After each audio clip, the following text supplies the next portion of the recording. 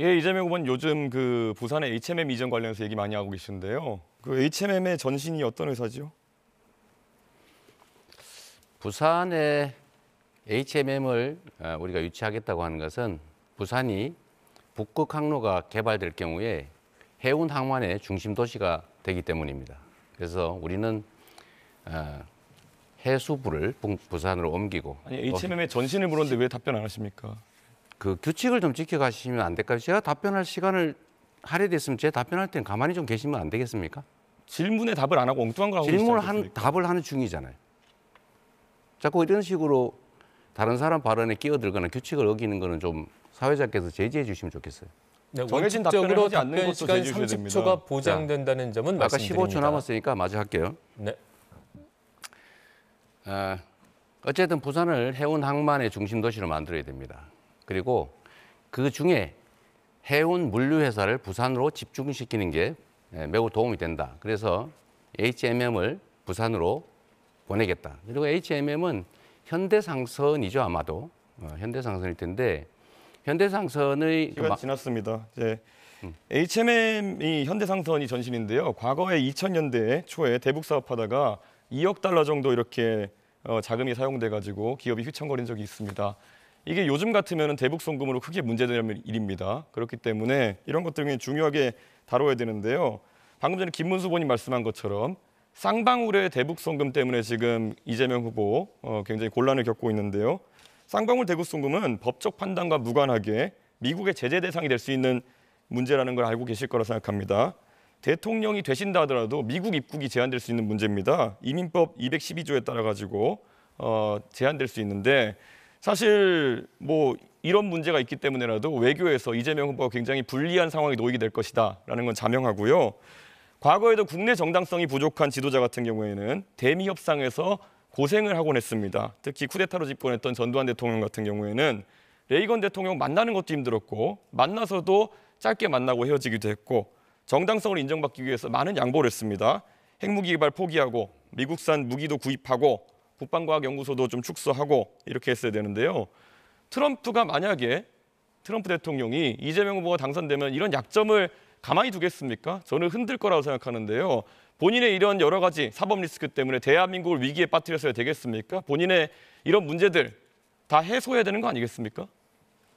재판을 안 받으면 해소가 안 될 거잖아요. 제가 대북 송금에 관여했다는 건 아무런 근거도 없는 얘기고 실제로 그들이 저를 위해서 송금했다는 것은 믿을 수 없는 얘기고 주가 조작을 하다가 수사를 받으니까 아마도 그걸 도박 자금으로 썼다는 설도 있는데 저는 이 진상이 곧 규명될 거라고 봐요. 그리고 또 한 가지는 아까 부산 얘기를 마저 좀 하면 HMM은 부산으로 반드시 가게 됩니다. 정부가 지분을 가지고 있기 때문에 얼마든지 가능하다. 의지에 따라서 이 말씀드립니다. 지금 그러면 쌍방울이라는 기업이 결국엔 과거엔 속옷 만들었었고 이번에 대북 사업을 하기 위해서 결국에는 뭐 스마트팜이나 이런 것들을 언급하는 그런 상황인데 그게 그러면 얼마나 진실된 이야기라고 사람들이 생각하겠습니까? 쌍방울이 속옷 만들던 회사가 스마트팜을 하기 위해 가지고 북한에 송금을 하다 걸려서 도박 자금을 날려가지고 이재명으로 물고 늘어졌다. 이 해명을 트럼프가 받아들이겠습니까? 저는 그렇게 자꾸 하늘을 가리려고 하는 행동을 하지 않으셨으면 좋겠다. 그런 생각을 하고 있습니다.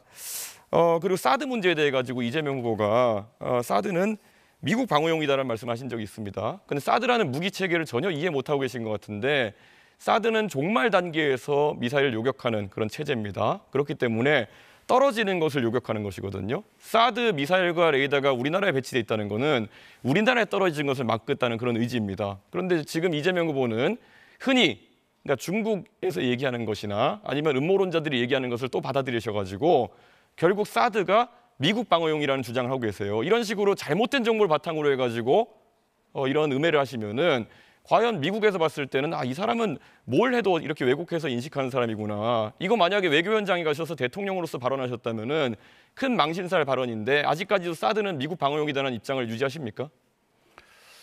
한국의 방어는 한국의 독자적인 미사일 방어 체제로 방어하는 게 맞죠. 그리고 당시에 이것은 매우 많은 논란이 있었는데 지금은 이미 배치가 끝났기 때문에 더 이상 이 문제를 논란하는 것은 한국의 외교 안보 전략상 그리 바람직하지 않습니다. 굳이 과거 얘기를 조금 해본다면 그때 당시에는 예를 들면 이 고고도 미사일이기 때문에 굳이 북한이 그런 고고도 미사일을 쏘겠냐, 예, 알겠습니다. 그 필요하겠냐 이런 논란이 현실적으로 있었다. 제가 이재명 후보에게 답변을 이렇게 물어보면요, 꼭 물어본 거 빼고 답을 하십니다. 자기 하고 싶을 만한 하시는데 그러다 보니까 이재명 후보의 의사를 제가 한번 해석해서 이렇게 말씀드린 경우가 많은데요. 최소 2명의 후보에게 질문해야 입장을 되는지 철회하지 말씀드립니다. 않겠다는 이야기를 지금 하고 계신 거로 보입니다. 그렇기 때문에 유권자들께서 사실 이런 식으로 미국과의 안보 관계에 있어서 거짓 정보를 설파하는 사람이 과연 한미 관계를 이끌어갈 수 있겠느냐 이런 걸 고려해 주셨으면 합니다.